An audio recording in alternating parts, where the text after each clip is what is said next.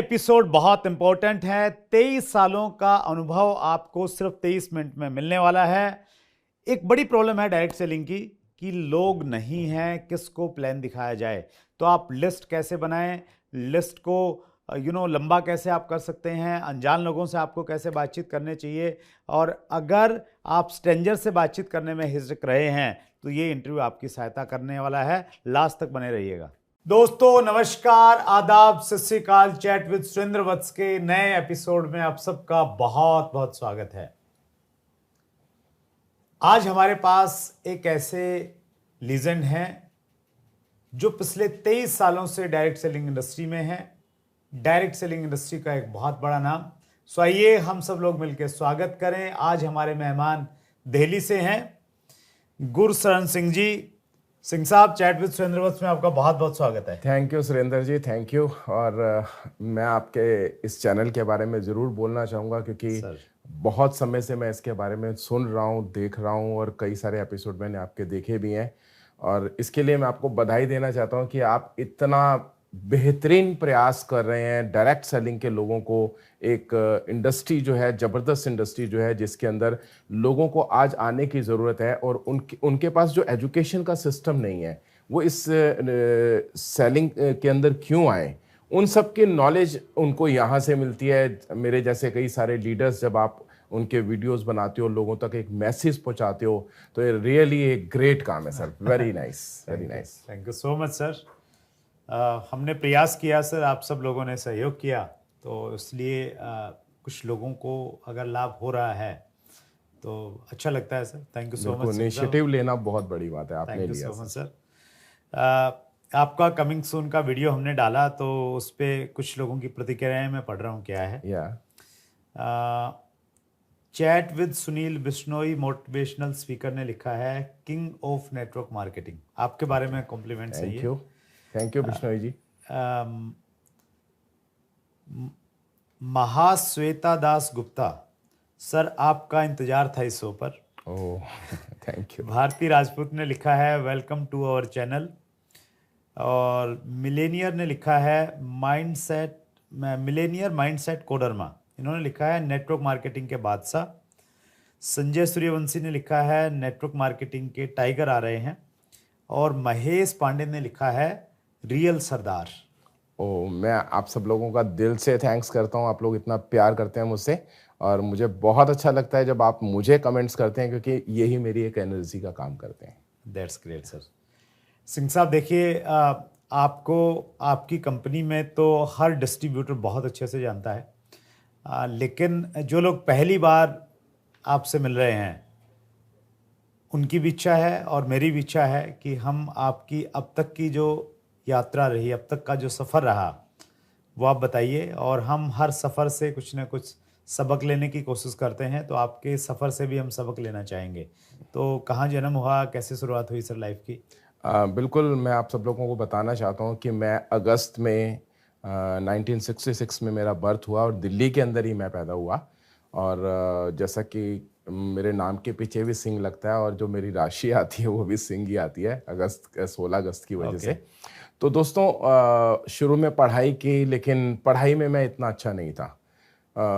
10th class के अंदर जब मैं गया तो मेरे जो एक टीचर थे, मिस्टर JB पालीवाल, उनसे मेरा एक कंपटीशन हो गया क्योंकि वो मैथ पढ़ाते थे और मुझे मैथ नहीं आता था। डेली उन्होंने मेरी पिटाई लगानी, मुझसे ही डंडा मंगवाना और मुझी को पीटना। उनके साथ जो वो कंपटीशन हुआ कि रोज़ की पिटाई का, और मैंने एक दिन ठान लिया कि अब मैंने मार नहीं खानी, और उस पिटाई की वजह से मैंने पढ़ाई में ध्यान देना शुरू किया और उसके बाद से मेरी लाइफ जो है एकदम से बदली। जो ये मैसेज है कि जब एक आदमी किसी चीज़ के लिए कंपटीटर बनता है ना, जब एक आदमी किसी चीज़ को चैलेंज के रूप में लेता है तो उसे सक्सेस मिलती है। बस वहीं से मेरी सक्सेस स्टोरी शुरू हुई और उसके बाद से मैंने पीछे मुड़कर नहीं देखा। और उसके बाद एक और मेरी ज़िंदगी में बहुत बेहतरीन समय आया जब मैं पापा की फैक्ट्री में गया जी। जब मैं फर्स्ट टाइम फैक्ट्री में गया सुरेंद्र जी, तो मुझे ऐसा लगा था कि जैसे मेरे पापा की फैक्ट्री है, क्योंकि मैं एक बिजनेस फैमिली से बिलोंग करता हूँ। मेरे फादर ने फैक्ट्री लगा रखी है, टेक्सटाइल डाइंग और ड्राई क्लीन की मशीनें बनाने का काम हम लोग करते हैं। राइट। तो मैं जब पहली बार जाना था, मुझे ये फैक्ट्री ज्वाइन करनी थी, तो मेरे दिल में एक था कि जैसे पिक्चरों में देखते हैं कि टेबल के ऊपर पैर रखकर कुर्सी के ऊपर लेट कर बैठेंगे, मजा आएगा, ये वो। मेरे साथ उल्टा हुआ। मैं जैसे ही फैक्ट्री के बाहर पहुंचा, पापा ने मुझे बोला कि बाहर रुक, मैं आता हूँ। तो मुझे लगा कि शायद मेरा स्वागत वागत करना होगा, कोई नारियल नूरियल तोड़ना होगा, कोई तेल वेल डालना होगा जी। लेकिन हुआ क्या कि थोड़ी देर बाद जब पापा आए तो उन्होंने मुझे बाहर आकर एक बात बोली कि अंदर जाने से पहले एक बात समझ ले कि तू इस फैक्ट्री के अंदर काम सीखने आया है, ये तेरे पापा की फैक्ट्री नहीं है। अच्छा, वाह। मेरे दिमाग में वो कोई बात समझ नहीं आई। मैं जो सोच कर गया था वो सब कुछ अलग हो गया। मैं जब फैक्ट्री के अंदर गया, मेरे पापा ने मुझे झाड़ू दिया, पूरी फैक्ट्री में झाड़ू लगवाया, मटकों में पानी भरवाया, मशीनों को साफ करवाया और अपनी लेबर के लिए चाय लेने के लिए मुझे चाय की दुकान पे भेज दिया। मैं चाय के छिक्के में चाय लेकर आया, एक एक लेबर को चाय का गिलास दिया और जब उन्होंने चाय पी ली तो उनका गिलास उठाकर मैंने उस छिक्के में रखा और उस पापा ने बोला कि इसे कोने रख दे, चाय वाला आकर अपने आप ले जाएगा। तो वो चीज़ें मुझे बाद में समझ आई कि मेरे पापा ने मेरे साथ ऐसा क्यों किया, क्योंकि उस दिन के बाद से जो मैंने बेसिक काम करना शुरू किया, उससे मेरी जो एक हिचक, एक शर्म कि कोई भी काम छोटा नहीं होता है, वो निकल गई। और मैंने 1 साल के अंदर अंदर उस फैक्ट्री के अंदर उस लेबर के साथ रहकर जो काम सीखा, उसकी वजह से आज मेरी लाइफ में तब्दीली आई। वरना अगर मैं ऑफिस में जाकर बैठ जाता तो शायद मैं आज भी ऑफिस में ही होता। Great, wonderful. फिर डायरेक्ट सेलिंग में कैसे आगमन हुआ सर? बिल्कुल सर, 1999 में मेरे एक दोस्त जसविंदर सिंह, उनके साथ मुलाकात हुई।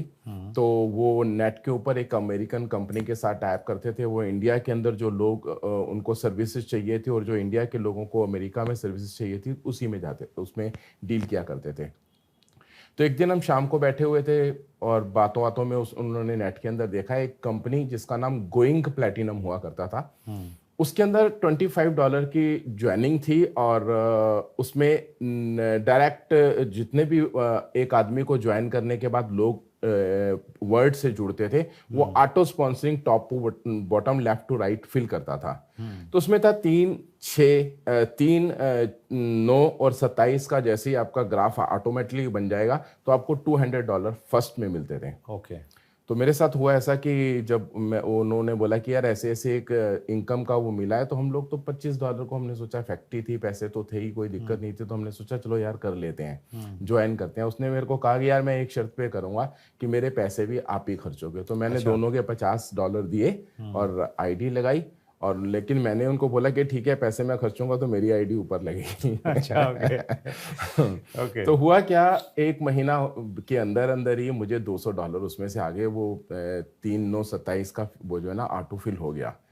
तो वहां से मुझे पता लगा कि डायरेक्ट सेलिंग कोई एक इस तरह की इंडस्ट्री भी है जहां से इस तरीके से पैसा कमाया जा सकता है छोटे से एफर्ट्स के साथ। राइट। तो वहां से मेरी लाइफ शुरू हुई डायरेक्ट सेलिंग की और उसके बाद कई सारी कंपनियां। तो वो एक मनी सर्कुलेशन कंपनी थी, बाद में जाके बंद हो गई होगी? वो तो फिर मेरा ख्याल मेरे पैसे आने के 1-1.5 महीने के बाद वो नेट से गायब हो गई थी। अच्छा, तो एक जो सही डायरेक्ट सेलिंग कंपनी में फिर आप कब आपकी ज्वाइनिंग हुई?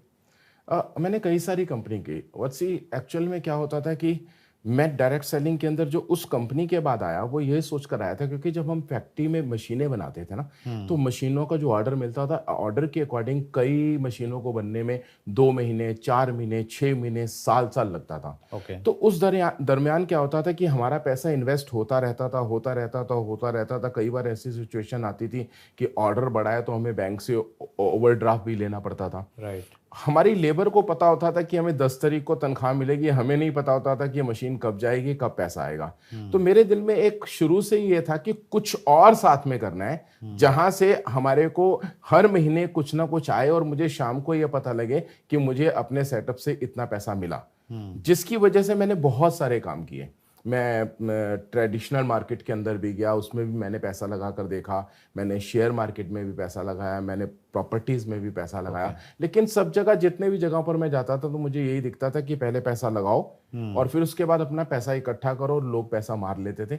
लेकिन डायरेक्ट सेलिंग के बारे में जब मुझे 1999 से इस गोइंग प्लेटिनम से पता लगा और कुछ कंपनियों को मैंने ज्वाइन किया, तो उसमें भी मुझे एक चीज दिखाई दी कि बहुत सारी कंपनियां हैं जो कहती जो हैं वो होता नहीं है। राइट। जब भी हम किसी कंपनी के किसी प्लान को देखते हैं तो ऐसा लगता है कि यार बस इसमें तो अब हम बल्ले बल्ले, लेकिन थोड़े दिनों बाद समझ आता है अरे ये भी है, अरे ये भी है, अरे वो भी है। तो वो किंतु परंतु वो कंडीशन, वो स्पीड ब्रेकर, वो बैरियर, वो पॉइंट्स जो हैं वो सक्सेस को रोकते हैं। जैसे कि एग्जांपल अगर मैं आप दूं कि प्रोडक्ट की कॉस्ट मार्केट से बहुत ज्यादा हायर होना, फिर उसके बाद मंथली टारगेट का होना, रिन्यूअल्स का होना, जिनकी वजह से हमारे नेटवर्क स्टेबल नहीं रह पाते थे, वगैरह वगैरह। तो इन सब चीज़ों की वजह से एक बार तो मैं भी फेड अप हो गया था। मैंने नेटवर्किंग मार्केटिंग जो है वो तकरीबन बीच में 2 साल का गैप दिया अपनी इस कंपनी को स्टार्ट करने से पहले। तो अभी जिस कंपनी में है उसमें कितने साल से हैं सर? मुझे इसमें हो तो गए हैं 18 साल ज्वाइन किए हुए, लेकिन मैंने पहले 1.5 साल इसमें वर्क नहीं किया था, क्योंकि मुझे जिन्होंने इस कंपनी को ज्वाइन कराया था उनको ऑब्लाइज करने के लिए मैंने ये ज्वाइन किया था, क्योंकि वो मेरे फ्रेंड हैं बहुत नज़दीकी।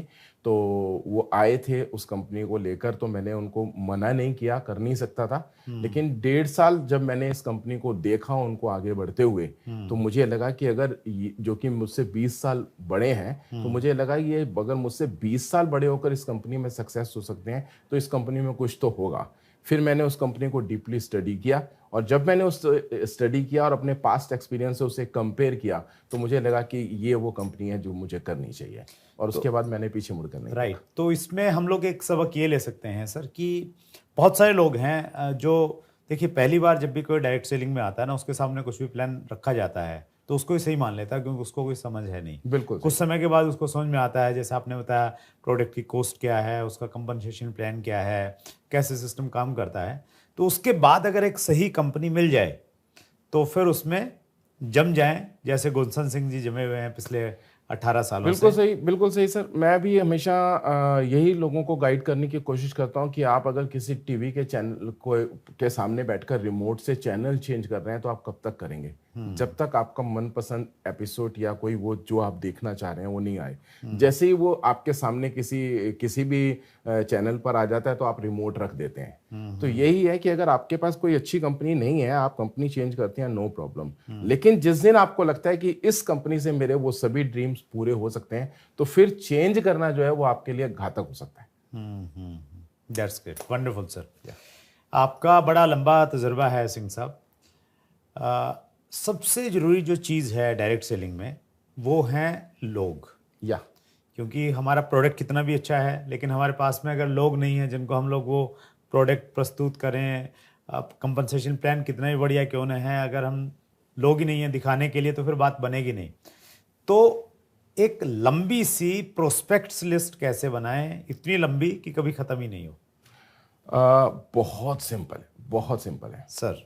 बहुत सारे लोग मिलते हैं मुझे जो कहते हैं हम तो किसी को नहीं जानते, हम किससे बात करेंगे। तो मैं उनको एक ही चीज़ देता हूं कि क्या आपके पास ये इंस्ट्रूमेंट है। अगर आपके पास ये इंस्ट्रूमेंट है तो आप, ऐसा हो ही नहीं सकता कि आप लोगों को नहीं जानते। आपको भी मैं एक बार बताना चाहूंगा, आप अपना मोबाइल उठाइए, ऑन कीजिए, कॉन्टैक्ट लिस्ट में जाइए। हर किसी के मोबाइल में मिनिमम 300 to 400 नंबर होते हैं, जो कि 2-2, 3-3 हजार तक होते हैं। हो सकता है किसी के डबल हो, लेकिन एवरेज अगर 200-300 से ऊपर आपके पास कॉन्टैक्ट हैं, तो आप उसमें उस कॉन्टैक्ट लिस्ट को 3 हिस्सों में डिवाइड कीजिए। Right sir. नंबर 1, जिनके ऊपर आपको 100% भरोसा है कि ये आपके साथ ये काम नहीं करेंगे, उनका नाम लिख लीजिए। अच्छा, सबसे पहले उनका नाम लिखना है जिनके ऊपर आपको भरोसा है कि इन 200 में से, इन 300 में से, इन 400 में से ये लोग नहीं करेंगे। सेकंड पर वो लिखें जिनके ऊपर आपको डाउट है कि बात करने के बाद डिसाइड करेंगे या नहीं करेंगे। और जो बचेंगे वो ऑटोमेटिकली वही है जिनके ऊपर आपको भरोसा है कि ये तो करेंगे। एक एवरेज अगर मैं बात करूं, 300 लोगों की लिस्ट आपके पास है, 300 में से आपके पास 200 लोग वो आते हैं जो नहीं करेंगे, आपको पक्का पता है। और मान लीजिए 50, 60, 70 लोग वो आते हैं जिनके ऊपर आपको डाउट है कि बात करने के बाद पता लगेगा, या 20, 30, 40 लोग ऐसे आते हैं जिनके ऊपर आपको भरोसा है कि हमारे साथ करेंगे। तो आपके पास तो ऑटोमेटिकली लिस्ट तैयार हो गई। और जब आप उस लिस्ट के ऊपर काम करते हो तो आपको एक चीज ध्यान रखनी है, जो नहीं करेंगे वो आपके लिए सबसे इंपॉर्टेंट होते हैं। अच्छा, मतलब सबसे पहले उनको अप्रोच करना है जो नहीं करने वालों के लिए करेंगे, क्योंकि वो आपको सिखाएंगे। वो आपको जब मना करेंगे कि मैं नहीं कर रहा, आप उससे पूछो क्यों नहीं कर रहे, क्योंकि आपको सीखना है। इस इंडस्ट्री की कोई इंस्टीट्यूट तो नहीं है, कोई ट्रेनिंग नहीं है, कोई स्कूल में नहीं पढ़ाया जाता, कोई कॉलेज नहीं है। आप सीखोगे कहां से? फील्ड में जब आप जाओगे, लोगों से जब आप बात करोगे, लोग जब आपको ना करेंगे तो वो आपको सिखाएंगे। और मैंने उन्हीं लोगों से सीखा। और मजे की बात यह है कि वो सबसे ज्यादा काम के इसलिए भी होते हैं कि एक तो वो आपको सिखा रहे हैं, दूसरा वो आपके यूजर बनते हैं। आप उनको कह सकते हैं कि कोई बात नहीं, अगर आपको मेरे साथ ये बिजनेस नहीं करना, ना कीजिए, लेकिन क्या आप मेरे कुछ बेहतरीन प्रोडक्टों को इस्तेमाल कर कर उनके बेनिफिट लेना चाहेंगे? तो आप, क्योंकि उनकी आईडी नहीं होगी, तो उनकी सेल आपकी आईडी पर डलेगी। राइट, तो इस तरीके से हुआ। तो फोन से हमने लिस्ट बना ली, नाम लिख लिए, लेकिन अक्सर ऐसा होता है सर, जो फोन वाले लोग हैं, हमने उनसे अप्रोच भी किया, शायद हमारा तरीका सही नहीं था, हम शुरू में अनाड़ी थे, तो खत्म हो जाती है लिस्ट। नहीं होती सर, कभी नहीं होती लिस्ट, कभी खत्म नहीं, नहीं वो होती। वाली देखिए, लिस्ट मैं बताता हूँ जी, प्लीज। उसको मैं बताता हूँ क्या करना है। जैसे मान लीजिए मैंने आपसे बात की, राइट, आप मेरे नंबर 1 में आते हैं ना वाले, तो मैं आपको जब अपने बिजनेस के बारे में ना सुनने के बाद कहता हूं, तो आपको 2 चीजों से मैं कहता हूं कि आप एक मेरे कुछ प्रोडक्ट इस्तेमाल करके देखिए, और कुछ ऐसे लोगों के बारे में बताइए जिनसे मैं इसके बारे में बात करूं। अच्छा, रेफरेंस हम दूसरों से लेकर उसको लिस्ट को कभी भी खत्म नहीं होने देते। राइट। और जो ना और हाँ वाले होते हैं, उनके साथ भी आप ऐसा काम कर सकते हो। और जो आपके साथ जुड़ जाते हैं, फिर हम उनकी लिस्ट पर जब काम करते हैं, तो हमारे पास वो लिस्ट कभी खत्म ही नहीं होती। ओके। क्योंकि जो हमारे साथ जुड़े हैं, नेटवर्क कैसे कहते हैं? नेटवर्क उसे नहीं कहते जो मैंने बनाया, नेटवर्क उसे कहते हैं जो मैंने बनाया और उसके बाद हमने मिलकर बनाया। Okay, right. तो लिस्ट कभी खत्म नहीं हो सकती। ये बहुत शानदार आपने टिप दे दिया कि जो लिस्ट हमारी है, मान लेते हैं वो 20 लोगों की ही है, मान लेते हैं एक बंदा नो कहता है जी मैं जानता ही नहीं, मैं तो 20 ही लोग हैं मेरे पास में, तो उस 20 लोगों से भी रेफरेंस लेके जो लोग जुड़ेंगे उनसे हम अपनी लिस्ट को बढ़ा सकते हैं, कंटिन्यू कर सकते। राइट। अनुभव ये भी कहता है सिंह साहब कि जो स्ट्रेंजर्स होते हैं वो बहुत अच्छा काम करते हैं, उनको अगर सही तरीके से अप्रोच किया जाए। और तो स्ट्रेंजर्स को हम कैसे अप्रोच करें, कोई टिप आप देना चाहेंगे? अननोन लोगों से कैसे बात बिल्कुल, करें? जब हम किसी भी स्ट्रेंजर से बात करते हैं ना, तो हमारे को डायरेक्ट कंपनी के बारे में या किसी बिजनेस के बारे में बात नहीं करनी चाहिए। पहले हमारे को एक दूसरे के बारे में बात करनी चाहिए। मान लीजिए मैं किसी कहीं ट्रेवल कर रहा हूँ, या मैं किसी बस स्टैंड पर खड़ा हूँ, या मैं किसी रेस्टोरेंट में हूँ और आप मेरे सामने बैठे हो, मैं आपकी तरफ देखता हूँ, आप मेरी तरफ देखते हो, हम एक दूसरे को स्माइल देकर, एक दूसरे को इंट्रो कर फिर उसके बाद हम बात करना शुरू करते हैं कि आप क्या करते हैं। फिर उसे आप बता सकते हैं कि मैं क्या करता हूं। फिर हमें सबसे पहले ये जानकारी लेनी होती है कि जिस आदमी से हम बात करना जा रहे हैं, क्या उससे बातचीत करते हुए हमें ये जानने की कोशिश करनी चाहिए कि क्या उसे हमारे बिजनेस की या मोर मनी, एक्स्ट्रा पैसों की जरूरत है या नहीं है। मैं यहां पर आपको एक एग्जांपल देना चाहता हूं सर।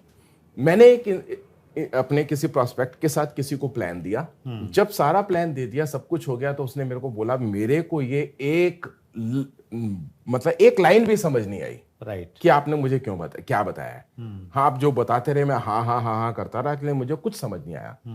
मुझे तो बस ये बताओ कि मैं जहां काम करता हूं, मुझे वहां पर 10,000 रुपया तनख्वाह मिलती है और मेरे महीने के खर्चे 15,000 हैं। मुझे 5,000 इस बिजनेस से कैसे आएगा?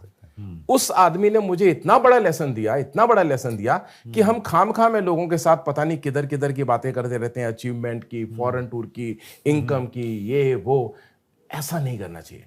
बात करनी चाहिए उसकी रिक्वायरमेंट की, उसको क्या जरूरत है, उसको जरूरत है, उससे उसके पास इनकम कितनी है और उसके खर्चे कितने हैं। अगर उसके इनकम खर्चों से कम है तो उसे आपकी जरूरत है, अदरवाइज आप उसके साथ टाइम खराब करेंगे। That's great. भूख, देखिए पैसा कमाने के तो बहुत सारे तरीके हैं, हम सभी के सभी पैसा कमाने की दौड़ में लगे हुए हैं, लेकिन काम वो करेगा जिसे भूख होगी, राइट, नहीं तो नहीं करेगा। That's great, wonderful sir.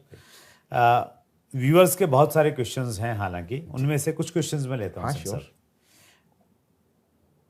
Suraj Sharma Nepal से हैं, इनका प्रश्न है how to start conversation with strangers. हालांकि आपने थोड़ा सा इसमें कवर किया कि कंपनी के बारे में बात नहीं करें, एक दूसरे के बारे में बातचीत करें, और कोई टिप आप देना चाहेंगे सूरज जी को? मैं बताता हूं आपको, बड़ा अच्छा। एक बार ऐसे ही मैं एक एयरपोर्ट के ऊपर बैठा हुआ था, तो वहां मुझे कुछ मेरी कंपनी के लोग मिल गए, तो उन्होंने मुझसे इसी तरह का सवाल किया कि सर हम किसी भी आदमी से कैसे बात करें। मैंने कहा आओ प्रैक्टिस करते हैं। अच्छा। मैं उन्हें एयरपोर्ट की जो शॉपीज होती हैं उनके अंदर ले गया। हाँ। वो मेरे साथ गए, मैंने वहाँ कुछ प्रोडक्ट देखा, जो उसको बेच रहा था उससे बातें की, और बात करने के बाद मैंने उसे बोला कि क्या आप इस यहाँ की कमाई से संतुष्ट हैं? आप जो सैलरी ले रहे हैं उससे आपका हो जाता है क्या? आपके ड्रीम, बड़े ड्रीम हैं कि उनको पूरा करने के लिए आपके पास क्या है? तो उसका जवाब होता है नहीं, कुछ नहीं है। देखिए, ये एक लोगों की दुखती रग है कि हम कमा रहे हैं गुजारे के लिए, सपने जो हमारे थे उनके ऊपर हमने काम नहीं किया। वो तो जैसे जैसे हम बड़े होते हैं वो दफन होना शुरू हो जाते हैं। हर एक साल उसके ऊपर एक नई मिट्टी का ट्रक डाल देता है, राइट? तो वहां पर जब उसको इस तरीके से हम बोलते हैं कि हम आपकी मदद कर सकते हैं आपके सपनों को रिवाइव करने में और उसे पूरा करने में, तो क्या आप हमारे बिजनेस को सुनना पसंद करेंगे? फिर उससे टाइम लीजिए। ऐसा ही नहीं कि आप वहां पर खड़ा होकर बात करनी शुरू कर दो। उसको आपने अपना पॉइंट दे दिया, अगर उसमें भूख होगी तो वो आपको फोन करेगा, अपना कार्ड उसे दीजिए, और अगर वो फोन करता है तो वो आपके साथ जरूर जुड़ेगा। अगर फोन नहीं करता है तो लोगों की कमी नहीं है। हम हिंदुस्तान में रहते हैं, यहाँ पैदल चलने के लिए रास्ता अपने आप को इधर उधर होकर निकालना पड़ता है। तो ये कोई प्रॉब्लम नहीं है, सिर्फ आपके अंदर बात करने की हिम्मत होनी चाहिए। हिम्मत हो, थोड़ा सा करेज होगी, यार मैंने बात करनी है, ये मेरा काम है। वो तब होता है जब आप अपने काम से प्यार करते हो। अगर आप अपने काम से प्यार नहीं कर रहे, आपके अंदर कहीं ना कहीं डर है, डर को निकालना पड़ेगा कि ये सामने वाला पता नहीं क्या करेगा, मुझसे बात करेगा या नहीं करेगा। मैं आज भी किसी से भी बात करने में 1 सेकंड नहीं लगाता। ज्यादा से ज्यादा क्या होगा, ना कर देगा। हाँ। ना तो पहले ही गोली तो मारने वाला नहीं है, सीधी सी बात है ना? That's great, wonderful sir. Madan Singh हैं पंजाब से, इनका प्रश्न है, अगर कंपनी पर ट्रस्ट है लेकिन किसी वजह से आप ग्रो नहीं कर पा रहे हैं और उसी समय पूरी अपलाइन कंपनी चेंज कर लेती है, तो उस समय कंपनी चेंज करें या नहीं, क्योंकि अपलाइन के बिना कैसे सीखें? मदन जी, जी हाँ मदन जी, मैं आपको एक बात बताना चाहता हूँ। अपलाइन गई, पूरी अपलाइन गई, ये मायने नहीं रखता वो किस कंपनी में गई। आप जिस कंपनी में हो उस कंपनी में कितना दम है ये आपको देखना है। क्योंकि मैंने इस इंडस्ट्री के अंदर बहुत सारे ऐसे लोग देखे हैं जो कंपनी बदल लेते हैं लेकिन उसके कुछ महीनों के बाद वो ना इधर के रहते हैं ना उधर के रहते हैं। अगर आपको कंपनी के ऊपर भरोसा है, जिस कंपनी में आप हैं उस कंपनी में लोग ग्रो कर रहे हैं, वो कंपनी स्टेबल है, उसका बिजनेस प्लान अच्छा है, उसकी मैनेजमेंट अच्छी है, तो आपको कंपनी कभी भी नहीं बदलनी चाहिए। उनका कैरियर और आपका कैरियर जमीन आसमान का फर्क है। आपको अपने बारे में सोचना है। आपके साथ तो ऐसा रहा होगा सर, 18 सालों में बहुत सारी टीमें चली गई होंगी, लोग छोड़ के चले गए होंगे, कुछ लोग बच भी गए होंगे, फिर वो उनको सक्सेस मिली नहीं मिली, कुछ ऐसे उदाहरण हैं आपके सामने? ये बहुत मजेदार सवाल है, इसका जवाब तो मैं बिल्कुल देना चाहूंगा। क्योंकि जब जब मेरे साथ ऐसा हुआ, ऐसा नहीं कि एक बार हुआ, कई बार हुआ, जब जब मेरे साथ ऐसा हुआ मेरा नेटवर्क बढ़ा।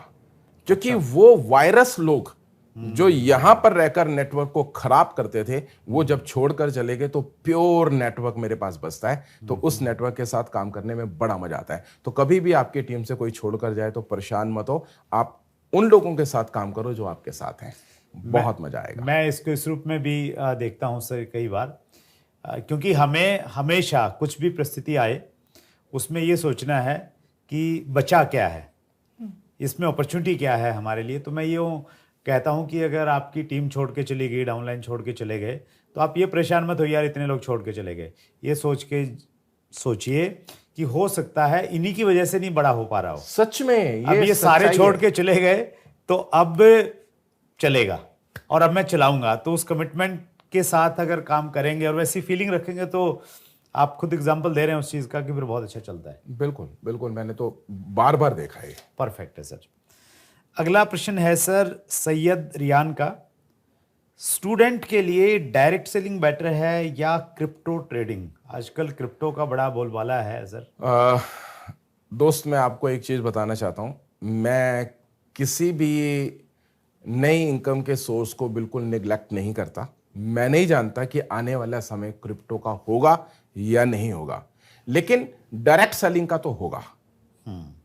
इसलिए जिसके ऊपर अभी किंतु परंतु है वहां पर रिस्क लेना मेरे को नहीं लगता। क्योंकि डायरेक्ट सेलिंग के अंदर अगर आप काम कर रहे हो तो आपको पैसे का रिस्क नहीं होता, लेकिन क्रिप्टो के अंदर आपके पास पैसे का रिस्क है। अगर आप पैसे का रिस्क ले सकते हैं तो आप क्रिप्टो करिए, अदरवाइज बिल्कुल मत कीजिए। नहीं, अभी एक और ट्रेंड चल गया है सिंह साहब, कुछ लोग क्रिप्टो को एमएलएम का प्रोडक्ट वो के रूप फ्रॉड में है सर, इस्तेमाल कर रहे वो हैं। फ्रॉड है, क्योंकि क्रिप्टो जब एमएलएम के अंदर आ रही है तो वो डिजाइन की जा रही है। Okay okay. क्रिप्टो एमएलएम नहीं है, क्रिप्टो का कोई माई बाप नहीं है। राइट। राइट। तो इसको तो जो कुछ लोग हैं जो पैसा कमाने का जरिया बनाकर प्रोडक्ट बना रहे हैं, जबकि क्रिप्टो प्रोडक्ट नहीं है। राइट। तो ये फ्रॉड है। तो ऐसा अगर कहीं भी कुछ एक्टिविटीज है, कहीं भी मतलब कोई क्रिप्टो करेंसी कभी मत करिए। किसी भी रूप में आ रही है और उसमें मल्टी लेवल मार्केटिंग का मॉडल इस्तेमाल किया जा रहा है, तो उससे बचना चाहिए। 100% बचना चाहिए। आप पास्ट एक्सपीरियंस देखो ना सर, बीके ज्वेलरी, कनक धारा, ना जाने इस तरह की कितनी सारी कंपनियां, स्पीक एशिया, इन सब ने क्या किया था?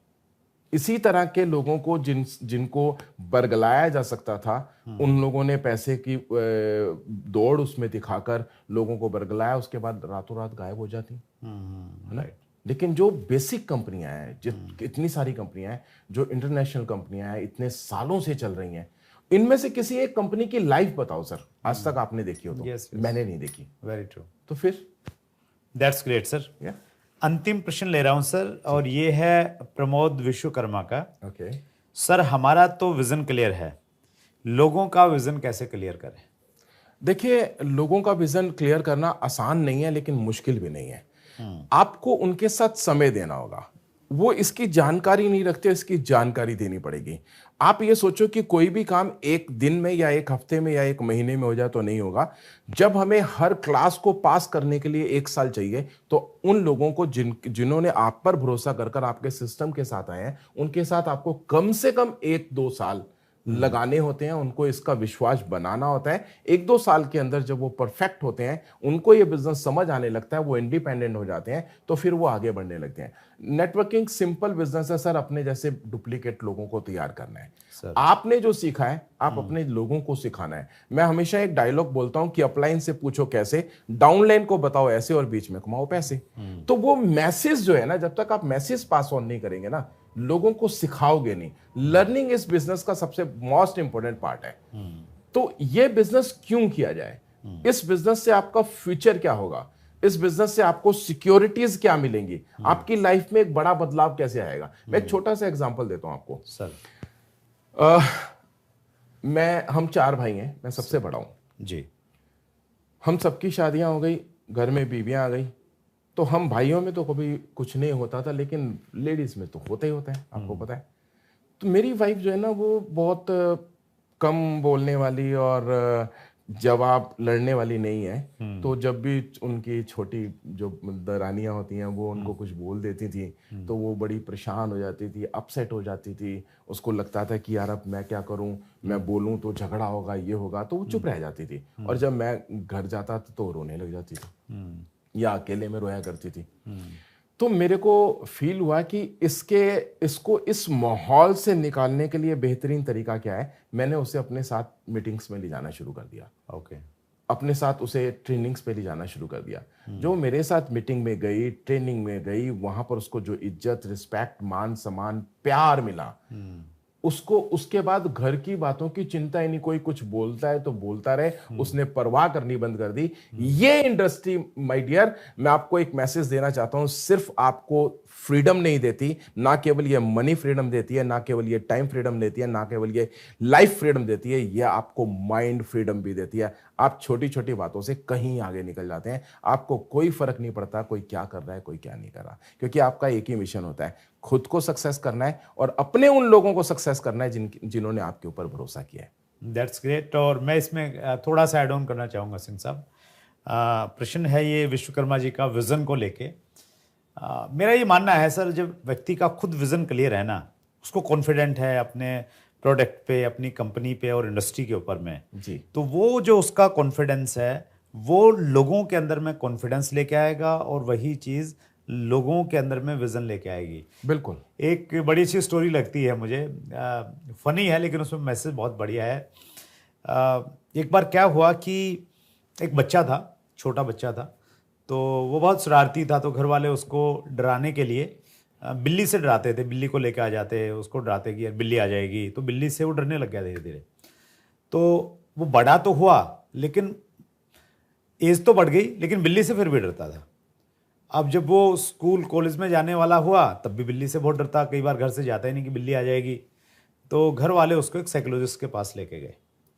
साइकोलॉजिस्ट ने उसको ट्रीटमेंट देना स्टार्ट किया कि भैया तुम इंसान हो, तुम्हारे 2 हाथ हैं, पैर हैं, इंसान में इतनी ताकत होती है कि वो शेर को अपने इशारे पे चलाता है, और तुम बिल्ली से डरते हो, बिल्ली बिल्ली कुछ भी नहीं है, तुम इंसान हो, इंसान मतलब सबसे ताकतवर प्राणी है। तो ऐसे उसकी काउंसलिंग की और उसको भी थोड़ा जोश आ गया, कॉन्फिडेंस आ गया, और डॉक्टर ने बोला बिल्ली से नहीं डरना है। बोले नहीं सर, बिल्कुल नहीं डरूंगा, मैं इंसान हूँ, मुझे मालूम चल गया। तो डॉक्टर ने उसको बोला कि अब घर जा आराम से। तो जैसे ही वो क्लिनिक से बाहर गया तो रास्ते में उसको एक बिल्ली दिख गई। फिर डर गया और वो एकदम भागा भागा, फिर वापस आया। तो डॉक्टर ने बोला यार अब क्या हुआ, अब भी डरता है क्या किसी को? बोले नहीं नहीं, मैं किसी से नहीं डरता सर, बस प्रॉब्लम ये है, मैं तो ये समझ गया हूँ कि मैं इंसान हूँ, बिल्ली को भी ये बता दो कि इंसान है और ये डरता नहीं है किसी से, तो मेरा काम बन जाएगा। तो अगर आदमी खुद ये समझ जाए ना कि उसमें ताकत है, वो एक सही कंपनी में है, सही इंडस्ट्री में है, तो मुझे लग रहा है कि फिर बिल्लियों को लोगों को समझाने की जरूरत नहीं, वो अपने आप समझ जाए। बिल्कुल, इसी से रिलेटेड एक कहानी मैं भी सुना देता हूँ। Please please. एक्चुअली कहते हैं कि भगवान एक है, सच में भगवान एक था, लेकिन जब उसने इंसान बनाया तो इंसान एक ऐसा प्राणी बन गया जिसे अपने ऊपर इतना कॉन्फिडेंस हो गया कि उसने एक दिन भगवान को मानने से भी मना कर दिया। तो फिर भगवान ने एक और अवतार लिया कि चल तू मुझे नहीं मान रहा तो मेरे इस अवतार को मान। थोड़े दिनों बाद इंसान ने उसे भी मानने से इनकार कर दिया, फिर उसने एक और अवतार लिया। ऐसे करते करते करते करते कहा जाता है कि 33 करोड़ देवी देवता हो गए, लेकिन इंसान फिर भी नहीं बदला। वो आज भी नास्तिक है, वो आज भी रुक जाता है, वो फिर एक अवतार लेकर भगवान आता है और उद्धार करने के लिए लगा रहता है। यानी कि डर जो है या कोई भी चीज है वो हमारे अंदर है। भगवान आज भी एक है, कल भी एक रहेगा और हमेशा एक रहेगा, लेकिन उससे अलग अलग अवतार लेने पड़ते हैं, क्योंकि इंसान से खतरनाक कोई भी नहीं है ना। तो जब हम सबसे अहम हैं, भगवान को भी हमारे लिए अलग अलग अवतार लेने पड़ते हैं, तो फिर हम कहाँ कमजोर पड़ जाते हैं, मुझे ये नहीं समझ आता। हमें कॉन्फिडेंट रखना चाहिए अपने आप पर। ईमानदारी हमारे बिजनेस की सबसे स्ट्रेंथ है, और हमारा बेस अगर ईमानदारी के ऊपर होता है तो सक्सेस मिलती है। जहां हम लोगों को अपने फायदे के लिए इस्तेमाल करना शुरू करते हैं, हमारा नुकसान वहीं से शुरू होता है। जहां हम लोगों को सक्सेस करने के लिए काम करते हैं, तो वहां से हमारी सक्सेस कभी रुक नहीं सकती। दैट्स ग्रेट सर, बहुत बढ़िया। सिंह साहब, आपके पास में 23 सालों का बहुत सारा तजर्बा है और आप हमारे चैनल पे आए, अपना अनुभव, अपनी विजडम शेयर की। दिल की गहराई से पूरे व्यूअर्स की तरफ से बहुत बहुत धन्यवाद sir. Thank you so much Surendra ji. मैं आपके इस जो आपने ये शुरुआत की हुई है, इसको मैं आप दिल से अप्रिशिएट करता हूँ, और मैं उम्मीद करता हूँ कि मैं आपके लोगों को वो मैसेज दे पाया जो उनको उनके क्वेश्चन थे, उनका जवाब दे पाया, और उम्मीद करता हूँ कि हम मिलते रहेंगे और आपका ये चैनल और ज़्यादा तरक्की करेगा लोगों को, क्योंकि डायरेक्ट सेलिंग के अंदर अगर लोगों को सीखना है तो उनके क्वेश्चंस जो हैं, इनके पास इतने सारे वीडियोस हैं इनके चैनल के ऊपर, इतने सारे लोग जो बेहतरीन से बेहतरीन लोग हैं जो इस इंडस्ट्री में अपने आप को प्रूव कर चुके हैं, उन लोगों से सीखने के लिए आपको सिर्फ एक चैनल के ऊपर आना है, सुरेंद्र जी के चैट विद सुरेंद्र वत्स, और वहाँ पर आपको आपके हर क्वेश्चन का जवाब मिल जाएगा। और मैं उम्मीद करता हूँ कि आपको अपने बिजनेस में सक्सेस होने के अंदर ये चैनल बहुत मदद करेगा। Thank you so much Singh साहब, आपके इन उदार शब्दों के लिए। हमारे व्यूअर्स की तरफ से एक छोटा सा तोहफा है sir. My pleasure sir, my pleasure. Thank you very much. Thank you so much sir. Thank you. So ये थे श्री गुरसन सिंह जी, 23 सालों का, जिनके पास में डायरेक्ट सेलिंग का तजर्बा है, और बहुत डिटेल में बातचीत की किस प्रकार आप एक ऐसी लिस्ट बना सकते हैं जो कभी आपके पास में खत्म नहीं होने वाली है। अगले मंगलवार को रात्रि 8 बजे फिर एक बड़ी शख्सियत से मुलाकात होगी। अगर चैनल को सब्सक्राइब नहीं किया है तो सब्सक्राइब कर लीजिए ताकि आपके पास में हर नोटिफिकेशन आती रहे। बहुत बहुत धन्यवाद, अपना ख्याल रखिएगा। अगर आपने अभी तक chat with Surendra Vats channel को सब्सक्राइब नहीं किया है तो अभी सब्सक्राइब करें और बेल आइकन दबाना ना भूलें, जिससे आपको आने वाली सभी वीडियोस की अपडेट सबसे पहले मिले और हमारी किसी वीडियो को मिस ना करें। वीडियो को ज्यादा से ज्यादा शेयर और लाइक करके अपना प्यार जरूर दें।